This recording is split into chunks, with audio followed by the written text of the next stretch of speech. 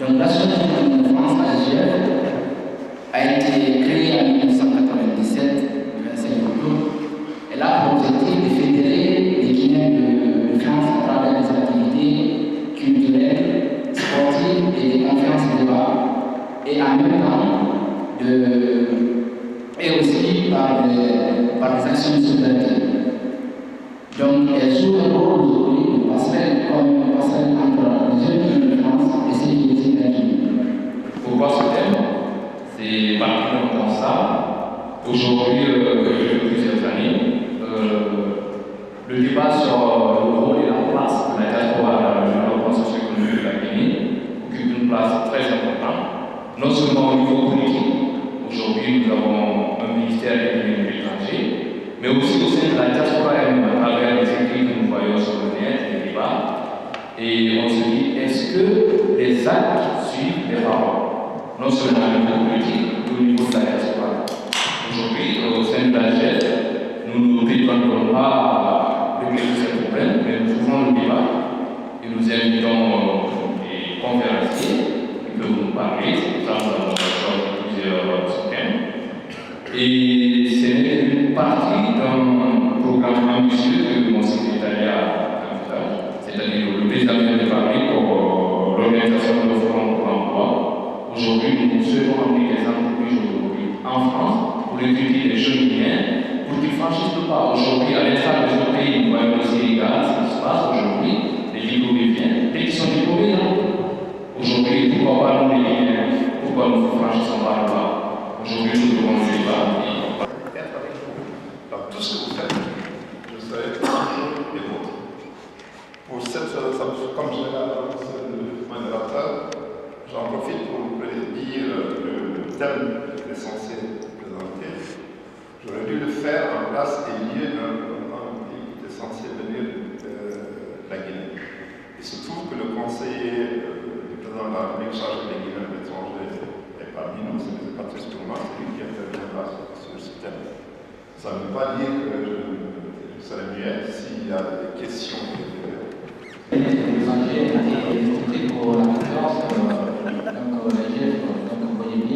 L'approche que vous demandez va au-delà des certitudes politiques dans lesquelles nous avons appris à rouler depuis très longtemps et qui nuit non seulement à la réflexion, mais qui nuit même au rapport humain que nous avons les uns vis-à-vis des autres. Ça c'était, si vous voulez, en ouverture de séance, ce que je voulais dire. La deuxième chose, quand j'ai discuté avec M. Barry de ce thème, diaspora et développement, le rôle et la place de la diaspora pour le développement économique et social de la Guinée, j'ai eu un réflexe, comme tout chercheur, que vu la taille de ce thème, vu son contenu, il serait souhaitable qu'il se déroule en 2 temps. Mais quand j'ai reçu les découpages de ce thème, tant sur le plan de la thématique que sur le plan de ce que l'on peut considérer comme la chronologie de cette rencontre, il m'a paru absolument logique. De sorte que moi, j'ai un sous-thème parce que finalement, le thème qui avait été proposé, c'était finalement le contexte historique. Alors, le contexte historique de l'événement est tout à fait différent de l'historique de l'événement. Donc, j'ai maintenu ça, et puisque M. Gassama intervient tout juste après moi, vous verrez que ça se complète aisément et ça permettra une compréhension beaucoup plus large. Donc,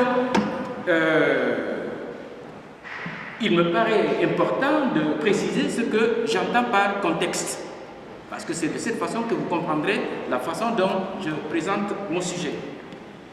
Pour moi, le contexte comprend l'ensemble des circonstances qui ont produit d'abord le phénomène de l'immigration des Guinéens.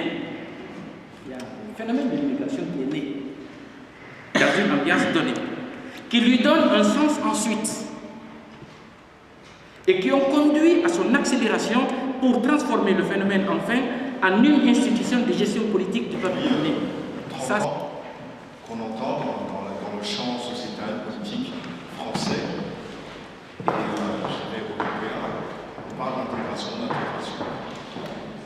La question que je me pose à l'heure actuelle, c'est on intègre qui, on intègre quoi, ou comment. quand on regarde les populations africaines, subsahariennes, ce sont des populations qui parlent plutôt bien français. Je parle vraiment sur le territoire français. Quand je prends un Allemand, un Américain, un Polonais, est-ce qu'ils parlent français comme les subsahariens? Si on prend le critère de la langue, comme c'est beaucoup dit en ce moment, je me dis, ben non, l'intégration, finalement, c'est une, et comme l'a dit M. Sow tantôt, c'est une notion politique, éminemment politique. On y met ce que l'on veut. Et au bout de 30 ans de pratique, de programme d'insertion, de programme de tout ce que vous voulez, on se rend compte que ces populations subsahariennes que l'on dit pas intégrées ont réussi ce que d'autres n'ont pas réussi. Je vais être un peu provocateur parce que quelqu'un qui sort d'une ville, d'un village africain et qui vient dans une ville comme Paris et qui réussit au bout de 30 ans et qui n'a pas les codes d'apprentissage, les codes qui lui permettent vraiment de bien comprendre dans quelle localité il est, au bout d'une trentaine d'années, on voit que cette personne a compris tout ce qui était les normes, tout ce qui était les codes de la société dans laquelle il a essayé de vivre. Et que je me dis finalement que l'intégration-là, elle a réussi. Contrairement à ce que beaucoup de gens nous disent à longueur de journée sur les ondes de télé, dans les papiers, à la radio. C'est quelque chose sur lequel nous, on se dit oui, l'intégration, mais finalement, je le répète, l'intégration des populations subsahariennes africaines et même aussi maghrébines ont réussi. 1901, les associations immatriculées en France. Jusqu'ici, il y avait des associations qu'on créait, mais qui n'étaient pas forcément immatriculées ici en France. À partir de 1901, surtout à partir de 1984, la première, celle qui est vraiment significative, c'est l'octobre. 1986 déjà. En 1985 déjà, il y a eu des tentatives de réunion. C'était à l'université de Jussieu. J'étais présent. Et c'est là que tout a commencé.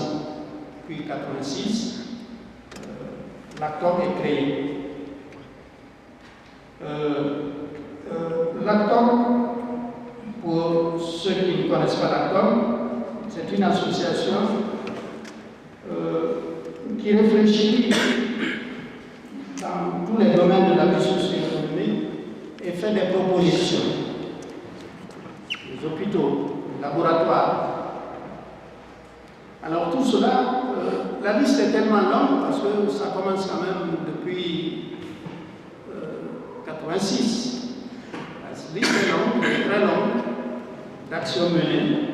Donc je ne peux pas m'étendre là-dessus, mais je citerai en deuxième lieu la CAGF. La CAGF qui est venue après, en même temps que la GGF. Mais d'abord, la CAGF, appelée la coordination. Une très bonne initiative, je trouve, de regrouper des associations qui existaient à l'époque. Au départ, des associations avec des objectifs difficiles à atteindre pour chacune d'elles. Il a fallu quand même la CAGF pour les regrouper. Et le but, c'était de les aider à mieux se restructurer, à s'orienter vers des projets plus utiles. La CAGF devait les assister dans la confection des projets et la recherche des fonds de financement pour réaliser. Je vous pose la question pour merci de votre ici. Je vous demande de voir parmi nous combien sont partis 2-3 fois l'année, combien ont animé une conférence, combien ont réuni des jeunes pour discuter de ça. Ça, c'est l'investissement personnel de chacun. Je ne veux pas vous offenser, mais je demande à chacun de faire cette réflexion-là au cours de toutes ces visites à l'année, combien de conférences la personne a animé, alors qu'elle est cadre ici, dans des entreprises. Exemple, voilà ce que je dis, le lycée, il y a beaucoup de gens qui sortent du lycée. Personnellement, j'ai fait mon lycée animé. Souvent, vous connaissez les gens qui sont sur place, vous répondez, rien ne vous empêche d'aller voir ces gens et d'essayer d'animer des conférences dans un lycée. C'est quelque chose qui ne peut pas grand-chose. Voilà, tout ça, ce sont des limites que nous avons aujourd'hui. C'est ce que le chérif avait essayé de montrer, mais par rapport au PIB, on a, et même le public au développement, on a une comparaison avec les transferts. Donc on voit que le Maroc, pour tous ces pays-là, le montant de transfert est supérieur à l'aide publique au développement. Donc si c'est bien canalisé, on peut bien l'utiliser. Ensuite, et aussi, qu'est-ce qu'il faut noter, c'est qu'au niveau du Maroc, il y a une dynamique assez forte de leur cadre des scientifiques et des étudiants aussi. Bon, j'avais quelques éléments sur l'immigration en France et je pense qu'on va essayer de dépasser ça. C'est les définitions en fait d'un étranger, d'un immigré, selon la loi. Et en France aussi, voilà les éléments sur l'immigration, c'est le ministère de l'immigration. Suivant qu'on ait les données sur le ministère, côté ministère, côté lycée, les circonstances d'immigration, il n'y a pas de convention avec la France, c'est que les gens sont détenus eux-mêmes et il y avait plusieurs passages dans la sous-région avant d'atterrir ici, ou dans d'autres continents. Bon, les causes, au Mali, essentiellement économiques. Il y a aussi le fait que si on émigre, on n'a pas une situation sociale au pays. L'immigration, c'est une façon quand même d'avoir une promotion sociale au pays. C'est-à-dire, lorsqu'on vient dans un pays étranger, on trouve de l'argent, on revient local. Et visiblement, dans certains pays, ça a contribué à augmenter le prix de la dot. Donc, c'est pour dire que ça permet quand même. À l'étranger, on a besoin de repères, on a besoin de savoir, voilà, il faut s'inscrire sur les listes électorales, comment ça se passe la propriété, le quartier où je vais habiter, est-ce qu'il y a l'eau, l'électricité, on aurait besoin d'avoir un interlocuteur unique, un guichet unique pour résoudre tous les problèmes. On passe par ce guichet, tous nos problèmes sont résolus. Maintenant, pour ce qui est des financements, un entrepreneur, qu'il soit local ou de la diaspora, ça n'a pas d'importance. Il lui faut de l'argent, et donc il n'y a aucune raison de différencier un diaspo qui va investir plutôt qu'un entrepreneur local. Si l'entrepreneur local, son projet est bon, il n'y a pas de raison de faire, comment dirais-je, du sur-mesure. D'accord? Et puis en plus, on a vu avec le projet Top 10, et puis on a vu dans d'autres pays, parce que ça m'arrive aussi de comparer avec d'autres pays, eh bien, malgré tous les locaux, parfois jalousent un peu, à juste titre, les Guinéens de la diaspora. Et d'ailleurs, moi, à titre personnel, je pense aussi que, par exemple, la Deuxième République, on a souvent été traité de diaspo montré du doigt, c'est parce que l'emploi aujourd'hui est devenu denrée rare. Et donc, les Guinéens locaux ont l'impression que si les diasporas rentraient, ils prendraient leur place. Et là, c'est en termes de revenus, et ça n'a rien à voir avec un problème ethnique, c'est purement matériel, je dirais. D'accord? Alors, bon, en dehors de la vitrine, peut-être qu'il faudrait inciter dans tous les pays, quand on veut orienter l'épargne, on prend des mesures d'incitation au niveau fiscal. Bon, encore une fois, les gens qui veulent gagner de l'argent, c'est pour gagner de l'argent. Donc si on ne gagne rien, c'est pas la peine. Donc il faut qu'au niveau du gouvernement local, il y ait au moins des gens qui soient sensibles à tout ça. Tout le monde aime bien gagner de l'argent, sauf que maintenant, il y a comment on fait. Et on ne réinvente pas le monde, c'est toujours la même chose partout. Sauf qu'il faudrait que nous aussi, en Guinée, on fasse comme les autres. Il n'y a aucune raison qu'on fasse différemment. Donc au niveau fiscal, au niveau du financement, la diaspora a de l'argent, bon évidemment, disons que l'argent, on peut toujours en trouver si on veut, mais évidemment, il faut... À chaque pays, lorsqu'il s'agissait de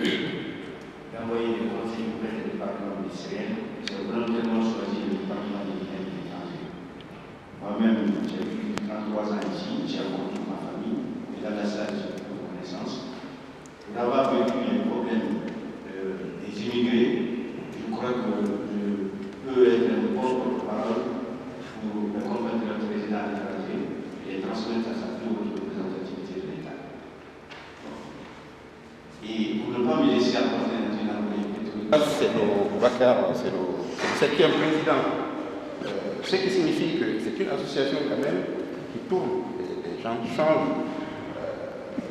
Voilà. Mais, comme l'a si bien dit Tolomsen, nous avons encore des anciens qui sont là, il y a Idrissa qui est là, qui est membre fondateur de l'association, ce qui permet de garder la continuité, de faire en sorte que l'association continue ses objectifs. Et c'est pour ça qu'elle est l'une des associations les plus visibles dans le paysage associatif ici. C'est le même modèle qu'on veut développer au sein de la CAGF aussi, qui est une structure coordonnatrice. Raison pour laquelle, depuis que je suis à la tête de la CAGF, dans tout ce que nous faisons, nous associons les anciens responsables. Bien sûr, la Chambre de la Soirée qui est ici, qui est l'un des anciens présidents. Nous les associons à ce que nous faisons justement pour préserver cet esprit-là, parce que chaque responsable qui est passé